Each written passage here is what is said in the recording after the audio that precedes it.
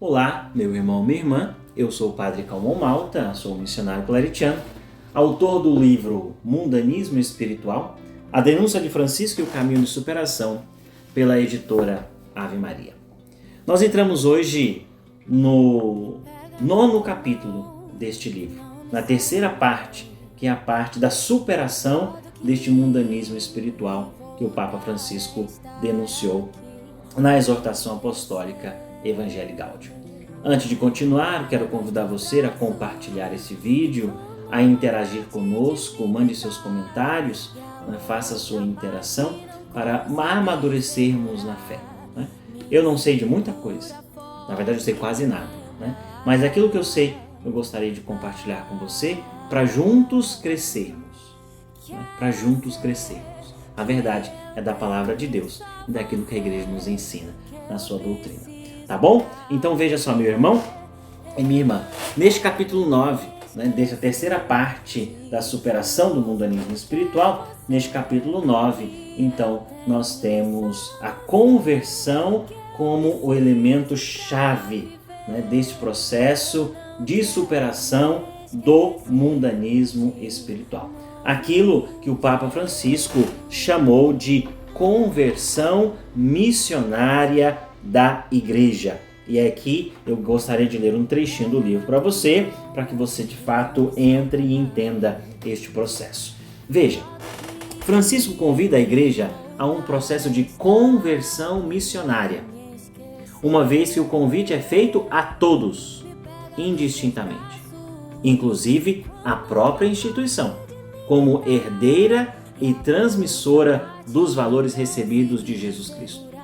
Por isso mesmo, faz necessário um processo de discernimento que vise compreender e aplicar na própria vida o desejo de Deus para a construção do seu reino, já neste mundo. Assim, diz o Papa Francisco, um coração missionário está consciente, sabe que ele mesmo deve crescer na compreensão do Evangelho e no discernimento das sendas do Espírito Santo de Deus. Então, meus irmãos e irmãs, quando neste capítulo 9 eu vou tratar dessa questão da conversão, é importante que a gente entenda uma coisa. Conversão não é mudar de igreja, não é mudar de religião.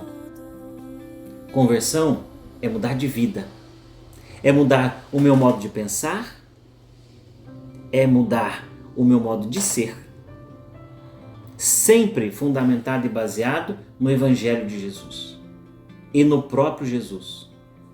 Então, o processo de conversão, ele não acontece no estalar de dedos ou da noite para o dia. É um processo contínuo, ele é permanente na nossa vida. Até o dia de nossa morte, nós precisamos viver a conversão. Então, daí a necessidade que nós, como igreja e nós como batizados, pensemos a conversão à luz do Espírito Santo de Deus. Eu preciso da graça de Deus na minha vida para viver esse processo de conversão. Então, quando o Papa fala para nós da necessidade dessa conversão missionária da igreja, ele vai entender sobre duas óticas. Primeiro, a conversão, ela precisa ser pessoal. Ela nasce da nossa experiência do batismo e do sacramento da penitência. Então, eu preciso tomar pé dos meus pecados, reconhecer os meus pecados, reconhecer os meus erros. E eu preciso, então, me inclinar humildemente diante de Deus, pedir a Ele perdão e tentar mudar. Porque não adianta só reconhecer.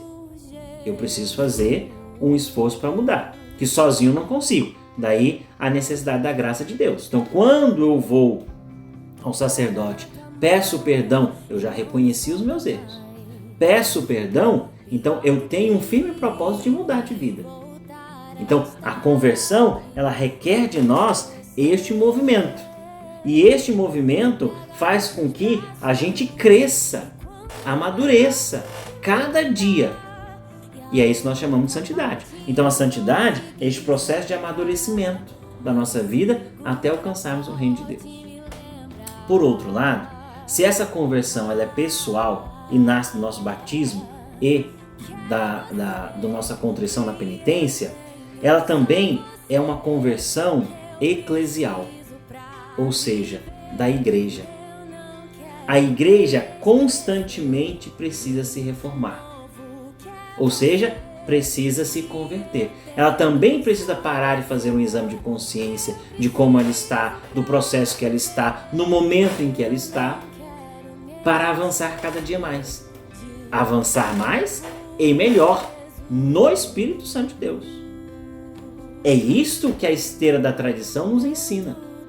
Então, a igreja como instituição, lá da era apostólica, com os 12, não é do mesmo jeito da igreja hoje, século XXI. Não é.